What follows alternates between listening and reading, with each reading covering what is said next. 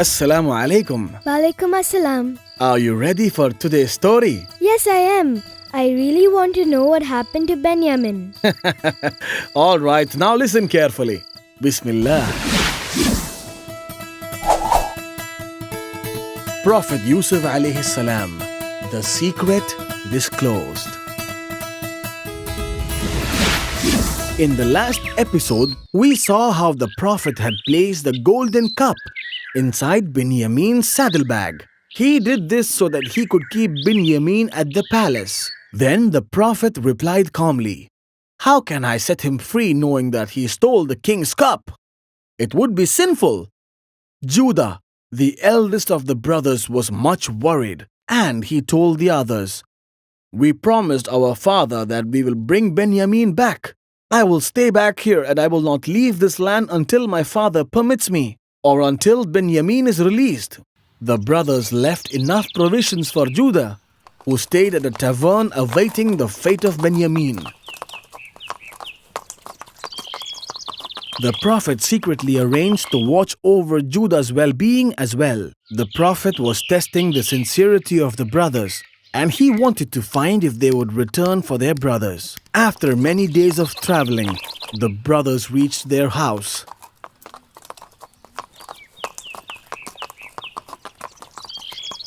"Father, your son has stolen," one of the brothers said.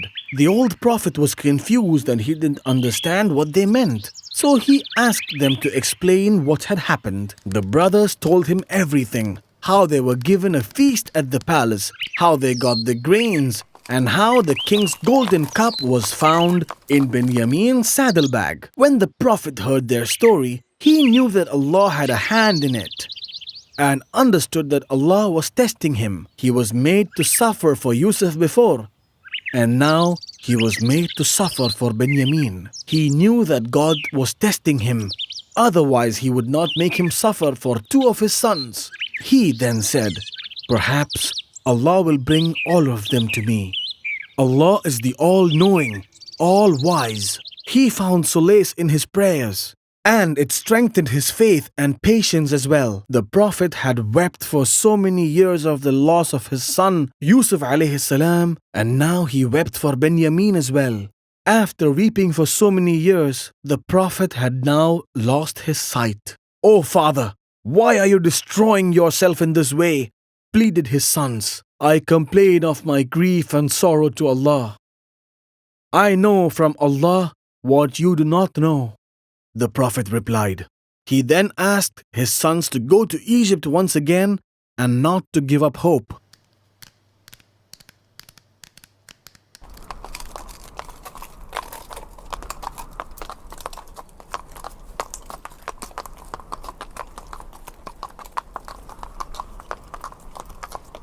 When they arrived in Egypt, they took Judah and they went to meet Yusuf alayhi salam. They begged and they pleaded to the Prophet. By now, sorrow and love rose up in the Prophet.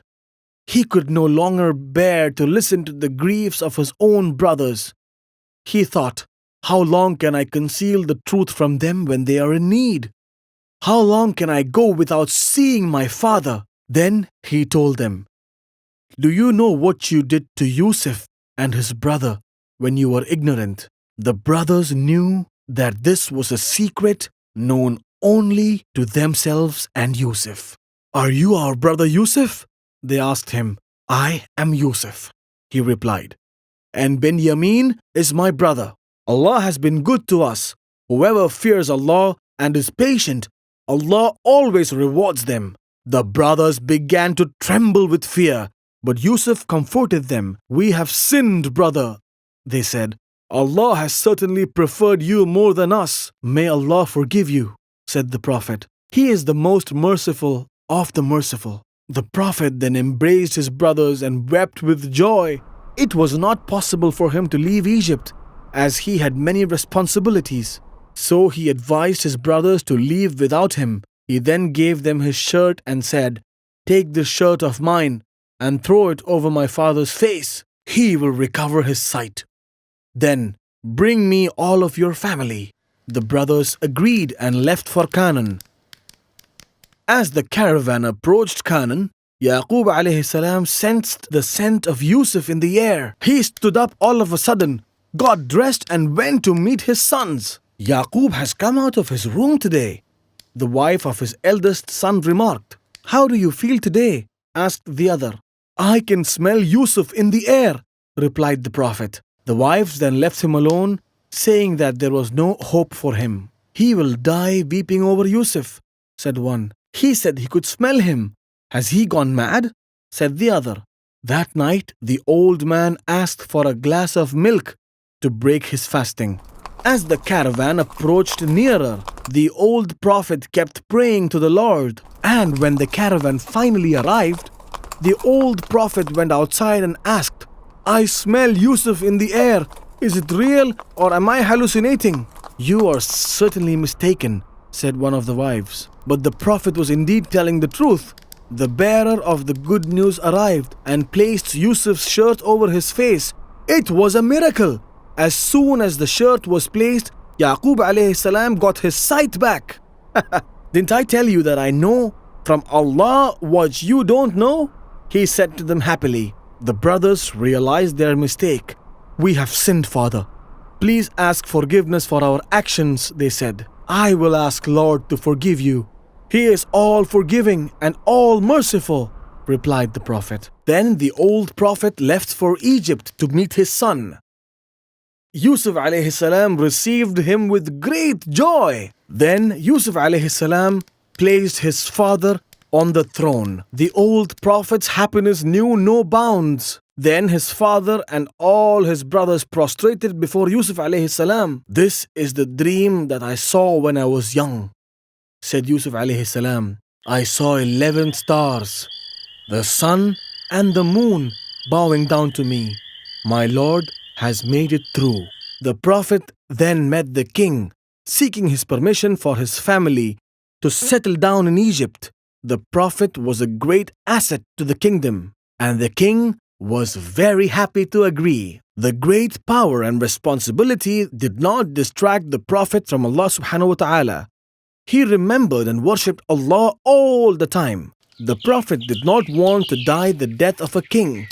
He did not like to be gathered around the people of royalty. He wanted to die the death of a slave to Allah and to be gathered around the righteous. Yusuf alayhi salam, at the time of his death, asked his brothers to bury him beside his forefathers.